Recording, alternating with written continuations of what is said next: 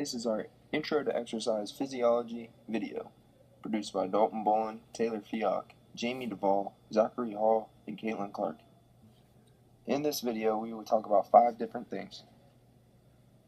The exercise training principles, or called the FIT principle, the importance and benefits of physical activity, minimum physical activity recommendations, the components of physical fitness and how they are assessed, and the 5th thing is the position of exercise physiology in the broader sports medicine landscape.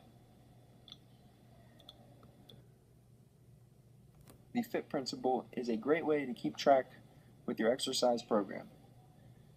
FIT is an acronym, and the F stands for frequency, I stands for intensity, T stands for time, and T stands for type. The F stands for frequency, or how often. In cardio exercises, it is recommended for 3 to 5 days per week, and in strength training, it is recommended for 2 or 3 non-consecutive days per week.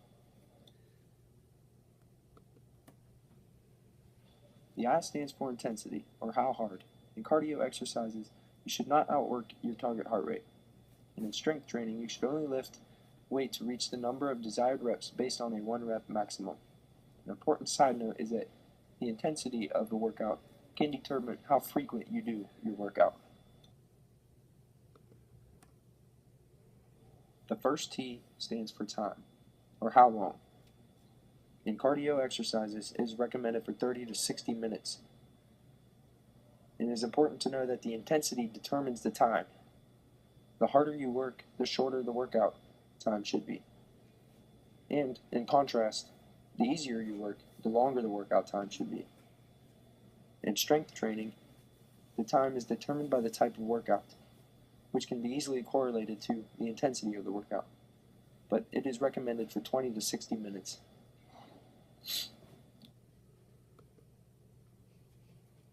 The second T stands for type, or what kind. There are 2 types of exercises. The first is cardio, and cardio is defined as any workout that gets your heart rate up. Examples of cardio exercises are running, walking, cycling, dancing, or any aerobic sports. The second type is strength training. Strength training is defined as any body weight exercises or exercises using the resistance of weight. An example of this is lifting weights or using weightlifting machines.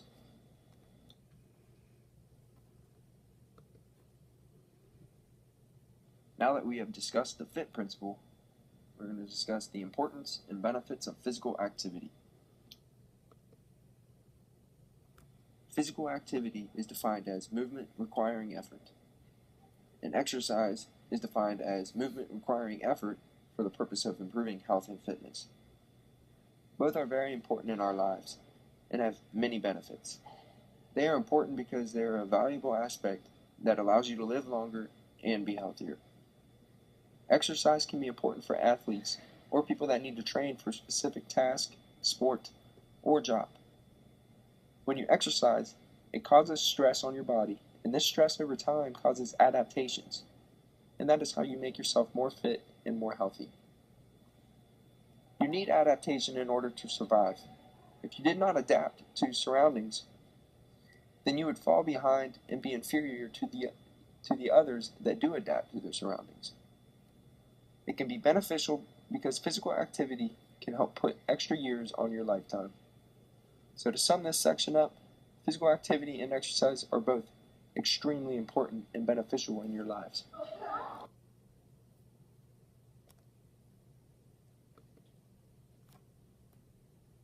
The third topic of this video is minimum physical activity requirements.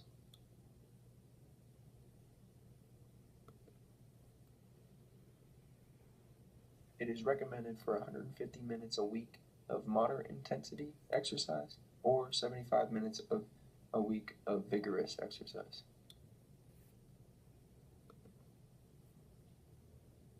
This shows the difference between vigorous and moderate exercise. The video shows examples of vigorous exercise.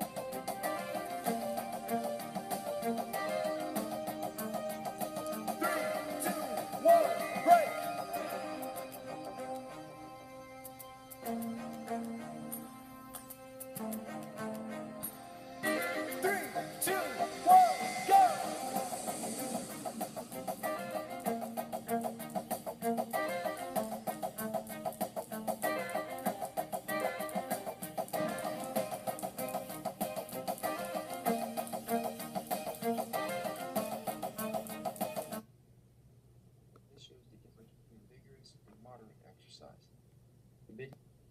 Goals are important when talking about exercise. Your goals must be specific, measurable, achievable, realistic, and timely. In order to reach exercise goals, they must be made with gradual increases.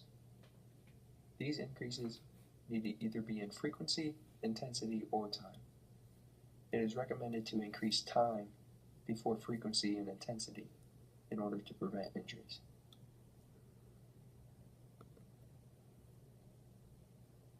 It is important to be active throughout the day and avoid sitting. This video is a Canadian video, but does show great points of why it's important to be active throughout the day and to avoid sitting. Consider how much you sit on a day. Driving during your morning commute to an 8-hour-a-day desk job, and then unwinding on the couch in front of the television all evening. What's more, do you depend on email and cell phone apps to accomplish tasks that 10 or 20 years ago would have required you to get up and run errands? There are many important reasons for making physical activity part of your life. Did you know that according to the World Heart and Stroke Foundation, over 60% of Canadians are either overweight or obese? This is a growing concern because being overweight or obese are major risk factors for heart disease and stroke.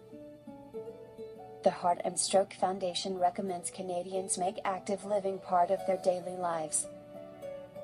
Just 150 minutes of aerobic physical activity per week is all it takes to start. Turn off the TV, put down the cell phone, and get up off the couch. Go for a walk, play a sport, hit the gym. It only takes just over 20 minutes a day. Stop being sedentary, take action, get moving. It is important to be active throughout the day and avoid sitting. This video is a Canadian video. The fourth topic of this video is the components of physical activity and how they are assessed. There are 5 components of physical activity.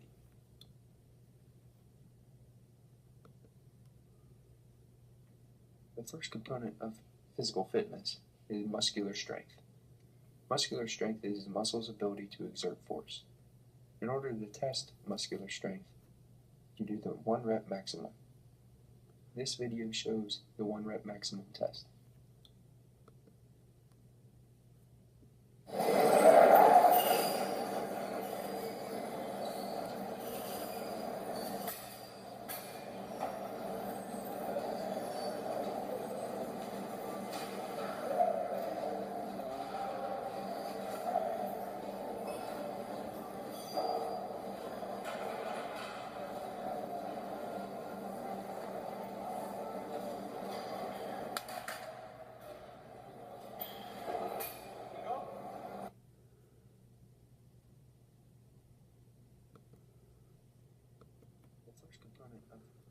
The second component of physical fitness is muscular endurance.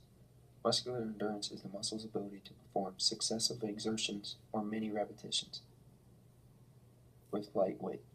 The curl-up test and the push-up test are the 2 tests that test muscular endurance. The push-up test is shown on the left, and the curl-up or crunch test is shown on the right. The third component of physical fitness is flexibility. Flexibility is the ability to move a joint through its complete range of motion. Flexibility depends on distensibility of joint capsule and adequate warm-up and muscular viscosity. You want a low viscosity. Also, compliance or tightness affects the range of motion. There are 2 ways to test flexibility, one being the gonometer and the second one being the most common, the sit and reach test.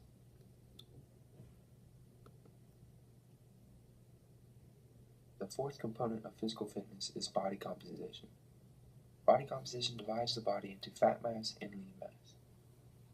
Higher proportions of fat mass correlate to higher disease risks, and also very low proportions also correlate to higher disease risks. There are multiple tests for body composition, the most common being BMI, or body mass index, which is shown in the picture on the left. It is the most common but however, it is also not always accurate. Other tests are circumferences, skinfold measurements, hydrodensometry scanning, and the DEXA scan. The hydrodensometry scanning is considered the golden measurement for the body composition and is shown in the picture on the right.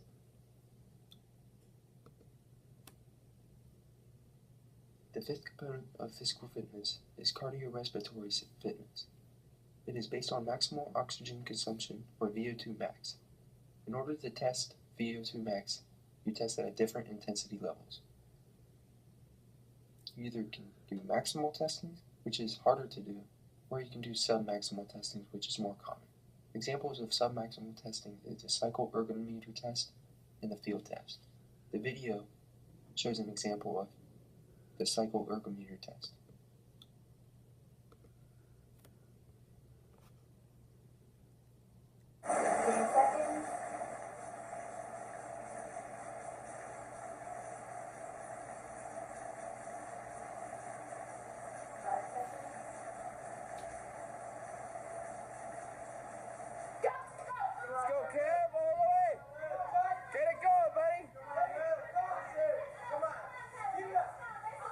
That's it, Kev. Keep it going, man. All the way. Come on, Kev. Atta boy. Keep pushing.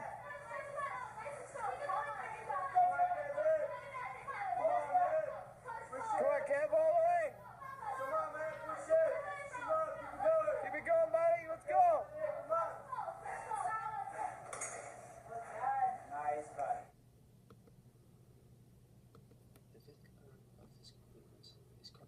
The final topic of this video is the position of exercise physiology in the broader sports medicine landscape.